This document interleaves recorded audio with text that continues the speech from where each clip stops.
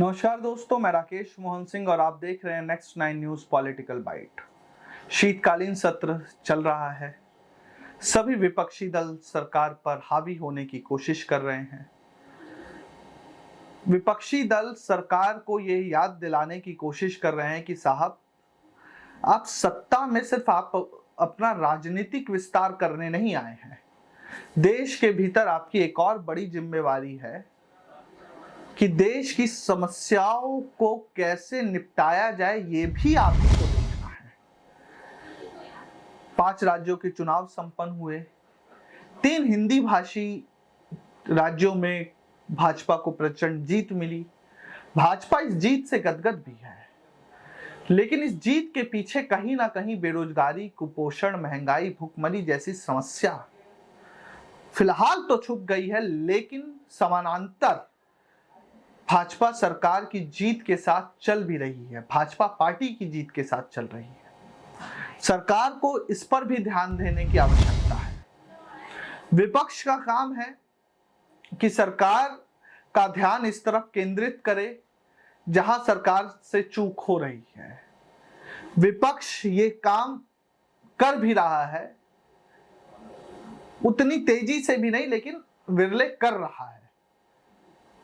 संसद में कांग्रेस के राज्यसभा सांसद हैं राजीव शुक्ला। उन्होंने सरकार का ध्यान आकर्षित किया देश की अन्य समस्याओं की तरफ, जिसमें उन्होंने अपने भाषण के दौरान बेरोजगारी को एक अहम मुद्दे के रूप में उठाया। सबसे पहले आप राजीव शुक्ला, जो कांग्रेस के सांसद हैं, उनका बयान सुने, फिर हम बातचीत को आगे बढ़ाते हैं। सुनिए बयान। ब्लूमबर्ग ने central for monetary Indian economy के हिसाब से 40 करोड़ लोग घरों में बैठे हैं। बिना नौकरी के 40 करोड़ लोग घरों में बैठे हैं जिनके पास नौकरियां नहीं, और क्वालिटी ऑफ जॉब तो बहुत ही कम है इसके हिसाब से। पिछले साल 1,70,00,000 लोगों ने सेंट्रल गवर्नमेंट की नौकरी के लिए अप्लाई किया था, जिनमें से 38,850 को सिर्फ नौकरी मिली। इंजीनियर, जो पढ़ाई लिखाई में जो इंजीनियर हैं, बड़े बड़े उसमें किए हैं, वो सब जो है अप्लाई कर रहे हैं चपरासी की नौकरी, सफाई कर्मचारी की नौकरी। वही अगर अच्छी अर्थव्यवस्था होती तो पढ़े लिखे लोग ऑफिस में, फैक्ट्री में काम कर रहे होते और उनको ज़रूरत नहीं पड़ती कि इस तरह की कोई चीज़ करते। आप देखो ना, 80 करोड़ लोगों को आप मुफ्त अनाज देना पड़ रहा। अच्छी बात है, हम इसका समर्थन करते हैं, लेकिन ये योजना खाद्य सुरक्षा बिल, जयराम जी यहाँ बैठे हैं, मनमोहन सिंह सरकार लाए थे और उस समय ये लागू हुआ, तो उसी प्रावधान की अच्छी बात है, हम इसमें कोई नहीं, नई सरकारें आती हैं देती, लेकिन जो है इसको चालू रखना चाहिए, देना चाहिए, गरीब को भोजन मिलना चाहिए। लेकिन ये नौबत क्यों आई, कि कभी सोचा? आज हालत ये है कि अगर वो बेचारा परेशान है, वो नौकरी करना चाहता है लेकिन नौकरी नहीं है, वो नहीं मुफ्त अनाज लेना चाहता, वो अपमान के साथ नहीं जीना चाहता, लेकिन हम नौकरी नहीं दे पा रहे, हम रोजगार नहीं दे पा रहे, हम कुछ नहीं कर पा रहे, तो घर में बैठा मजबूरी में। आपने देखा कोरोना के वक्त लाखों लोग पैदल 800-800 किलोमीटर चल के गए, क्योंकि 4 घंटे का नोटिस दिया गया। अगर 2, 4, 5, 10 दिन का नोटिस होता, लोग ट्रेन से पहुंच जाते कैसे? और वो लौट के आए नहीं, कभी कोशिश नहीं कि उनको वापस ले आ जाए, वो गाँव में बैठे। तो ये जो है हम देते हैं, अच्छी बात है, लेकिन हमें कम से कम उनको काम देना चाहिए। अगर 10,000 सरकारी नौकरी का अगर वो निकलता है वैकेंसी। सुना दर्शकों आप लोगों ने राजीव शुक्ला को। राजीव शुक्ला ने ब्लूमबर्ग की एक रिपोर्ट का हवाला देते हुए कांग्रेस सांसद ने कहा कि देश के भीतर 40 करोड़ लोग ऐसे हैं जो घर पर बिना काम के ही बैठे हैं, तो वहीं ऐसे लोग भी हैं जो क्वालिटी ऑफ जॉब ढूंढ रहे हैं। बकौल राजीव शुक्ला ने इस बात पर भी सरकार को आईना दिखाया कि देश में कंपनी, फैक्ट्री की इतनी कमी है कि वह लोग इंजीनियर की डिग्री लेकर चपरासी की नौकरी के लिए अप्लाई कर रहे हैं। राजीव शुक्ला ने यह भी बताया कि लगभग 1,70,00,000 लोगों ने केंद्र की नौकरी के लिए अप्लाई किया, लेकिन नौकरी मात्र 38,850 लोगों को ही मिली। 26 जुलाई 2023 को केंद्रीय मंत्री जितेंद्र सिंह ने लोकसभा में बताया था कि केंद्र के अलग अलग मंत्रालयों में लगभग 9,64,000 पद खाली हैं, लेकिन उन्हें भरने के नाम पर पीएम मोदी के लिए बस इवेंट ही शूट कराए जा रहे हैं।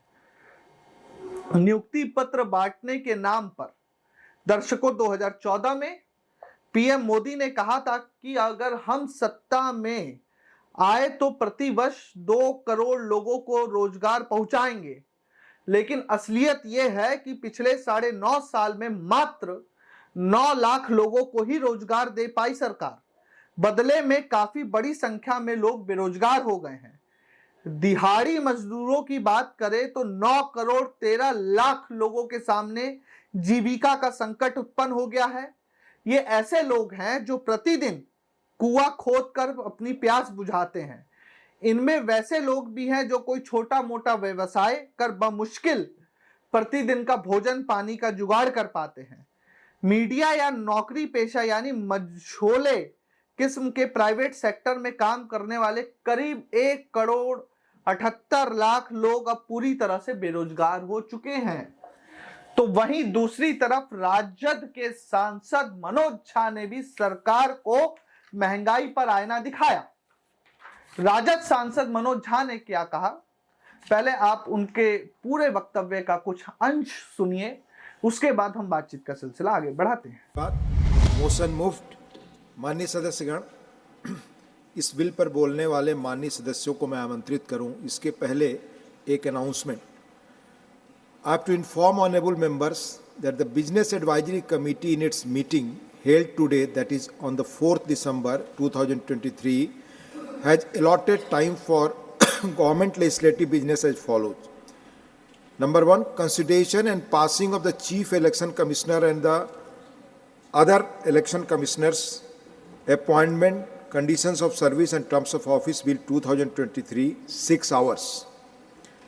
Consideration and passing of the following bills as reported by a standing committee after they are passed by Lok Sabha: the Bharatiya Nyaya Sanhita 2023, the Bharatiya Nagrik Suraksha Sanhita 2023, the Bharatiya Sakshya Adhiniyam 2023, 12 hours to be discussed together.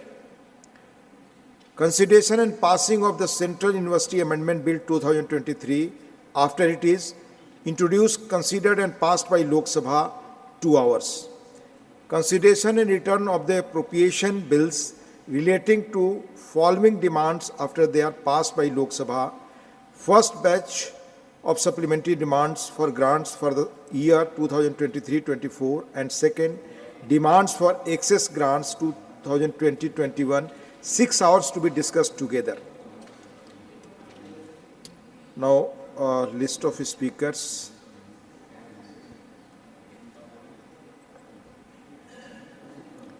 माननीय श्री शक्ति सिंह गोहिल जी। माननीय सभापति महोदय, मैं जान सकता हूं कितना वक्त है मेरे पास? 15 मिनट है माननीय जी। 15 minute ji, thank you.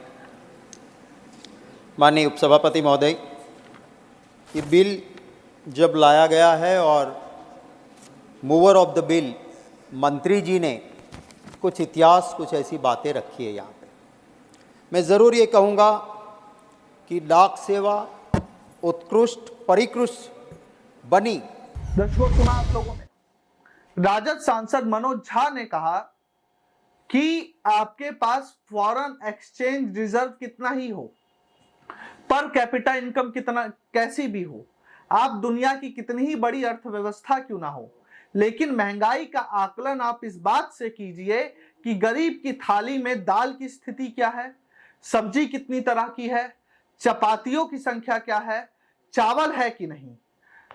Manoj Jha ने सरकार को इस बात पर भी आईना दिखाया कि जो सरकार कहती है कि हम 80 करोड़ लोगों को मुफ्त राशन दे रहे हैं, तो मुफ्त कुछ भी नहीं होगा। दर्शकों, इस देश में रहने वाला हर व्यक्ति किसी ना किसी रूप में सरकार तक टैक्स पहुंचा रहा है। चाहे आप एक सुई खरीदे या माचिस की डिबिया या कार, आप सरकार को टैक्स दे रहे हैं, क्योंकि उस माचिस की डिबिया से लेकर सुई के पैकेट तक लिखा होता है इंक्लूसिव ऑफ ऑल टैक्सेस, यानी टैक्सेस है वहां पर। उस पूरी लागत में जो आप 1 रुपया 2 रुपया माचिस का दे रहे हैं, उस 2 रुपए में टैक्सेस भी इन्वॉल्व है, तो आप टैक्सेस दे रहे हैं। दूसरी बात, एक सोशल वेलफेयर स्टेट के रूप में स्टेट की जिम्मेवारी बनती है कि वो अपने यहां रह रहे लोगों को सोशल जस्टिस और सोशल सिक्योरिटी दे। उसमें भोजन सबसे प्राइमरी चीज है। इज्जत के साथ जीवन जीने देने का और जीवन कैसे इज्जत के साथ जिया जाए ये भी सरकार की ही जिम्मेवारी है, भले ही ये डायरेक्टिव प्रिंसिपल का ही हिस्सा क्यों ना हो। तो आप दर्शकों का क्या सोचना है महंगाई और बेरोजगारी पर, हमें जरूर लिख भेजें। देश और दुनिया की तमाम खबरों के लिए देखते रहिए next time news political byte. धन्यवाद।